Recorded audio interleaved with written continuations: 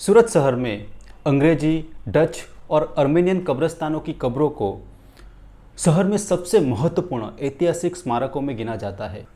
ऐसा माना जाता है कि अंग्रेज और डच ने सूरत के मूल निवासियों को प्रभावित करने के लिए और अपनी शक्ति का प्रदर्शन करने के लिए मकबरे की बजाय मकबरे बना के रख दिए।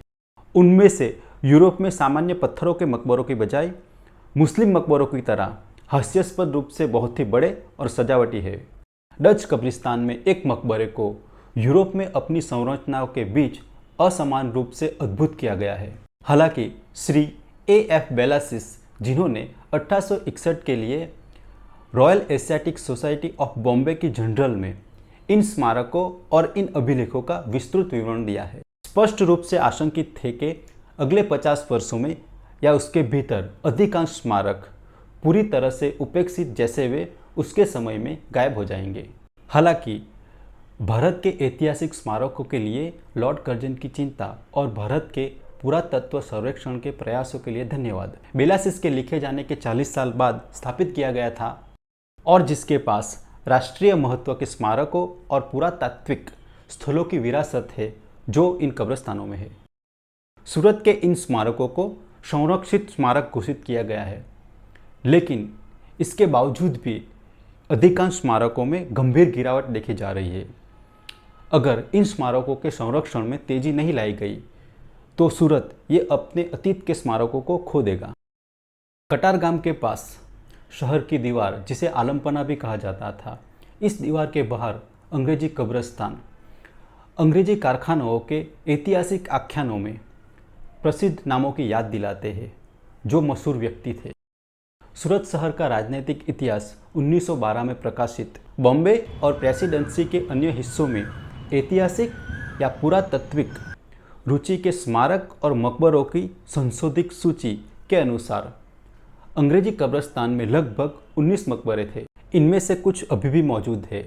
इनके अलावा कुछ सामान्य व्यक्तियों की कब्रों पर सरल संरचना है और पत्थर के स्लैब है। इस कब्रिस्तान में कुछ भव्य स्मारकों का वर्णन भी किया गया है। सूरत शहर में डच और साथ ही अर्मेनियाई कब्रिस्तान कटारगाम गेट की ओर जाने वाले मुख्य रोड के पास गुलाम फलिया इलाके के पास स्थित है। डच के मकबरे विभिन्न आकृति और आकार के हैं, लेकिन जो भव्यता में बाकी सभी को उत्कृष्ट बनाता है वह बैनर एड्रियन वान डीट का मकबरा है और यहाँ विस्तार से विवरण किया गया है।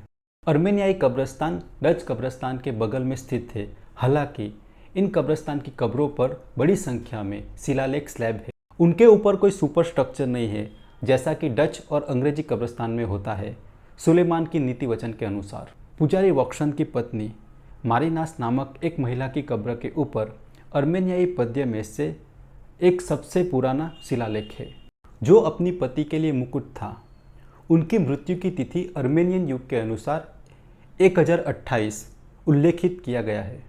यहाँ एक सुंदर मुर्दाघर चैपल भी है, लेकिन इसके निर्माण के वर्ष को दर्शाने वाली कोई तारीख यहाँ मौजूद नहीं है। हालांकि यह निष्कर्ष 1695 की तारीख वाले चैपल के अंदर के कब्र के मकबरे के ऊपर से निकाला जा सकता है।